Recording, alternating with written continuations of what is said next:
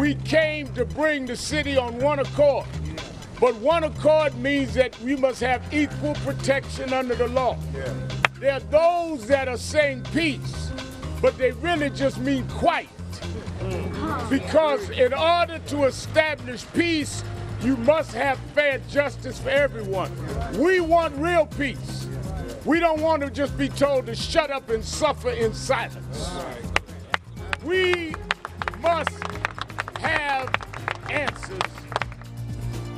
Welcome back to Byline. I'm Brian Lilly. That's the Reverend Al Sharpton. I'm not sure about calling that man a reverend, but that's Al Sharpton demanding answers in Ferguson, Missouri. The political activist was one of many community leaders and media members to descend on the city after the death of Michael Brown. Unfortunately, the city went up in flames after a grand jury ruled they would not charge the police officer in the shooting of Michael Brown. But is the damage already done? Sun News contributor Gavin McInnes joins us from New York. Gavin, your latest column for Tacky Mag is about the unreported hate crimes in America. We hear lots about Michael Brown, about Trayvon, about Eric Garner, and sometimes rightfully so, I think especially in the Garner case, but you don't hear about the black on white hate crimes to the same degree, do you? No, and especially now that a lot of these hate crimes are because of the way the media has portrayed Mike Brown and Eric Garner and Trayvon Martin. There are murders because of that portrayal, and they are racial murders. Just last week, we had a guy in Detroit. He said to the victim's family he tortured and murdered, him and his friend, tortured and murdered 2 white teenagers. And when asked to apologize at the end when he gets his sentencing, he apologizes to the mother and father of Mike Brown and Eric Garner. And says, we just have pictures of him there. That was Frederick Young yawning. Yawning during his court case, yawning as the victim impact statements are read. The judge actually jumped in and said, are we keeping you awake? Are we keeping you awake? But he says, in the end, Black Lives Matter. Why isn't that spread across the cable news networks incessantly? Why isn't that the lead story at the New York Times? Without exception, that's what people say when I tell them. They're shocked. Even in this building, I'm walking around CNN and they go, what? Why isn't anyone talking about that? You say it to liberals and they're shocked. And it keeps happening. Now, obviously this guy's insane, right? But we are enabling these lunatics to commit racial hate crimes and then hiding it with the narrative. We're literally letting them get away with murder. There was a Bosnian guy, forget that he's Bosnian, okay? There was a white guy. They had no way of knowing he was Bosnian. He looks like he's in Jersey Shore.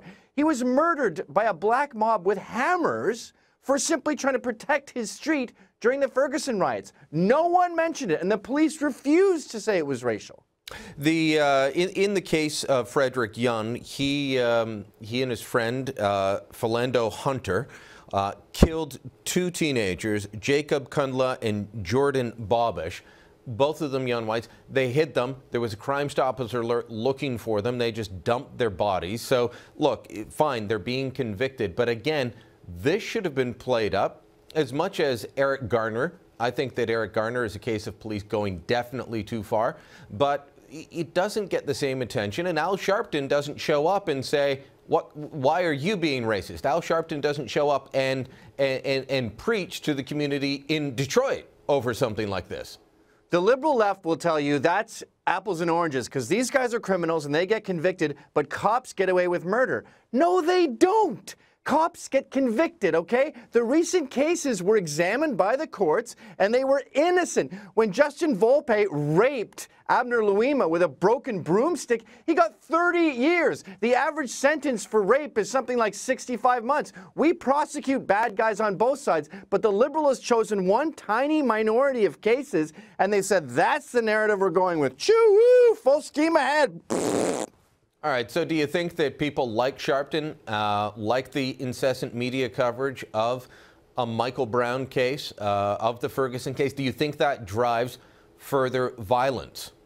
It definitely drives further violence, and there's been case upon case. There was just a guy, there was an Iraq war vet who was beaten by 20 people when he was down. He's got brain injuries. He's still in the hospital. We had another guy that was beaten for Trayvon, beaten by a mob for almost an hour. He's still in a coma.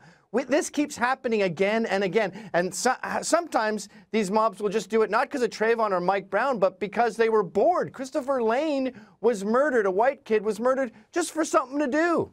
All right, we've got cases of older vets being beaten up as well. We had the knockout game that we were reporting on for a while, but when this comes up, the Liberal left, including Sharpton, will just, let's not talk about it. It's not a convenient narrative. It doesn't pay their bills. It doesn't get them a desk by the window. It doesn't get them a pat on the back from their editor.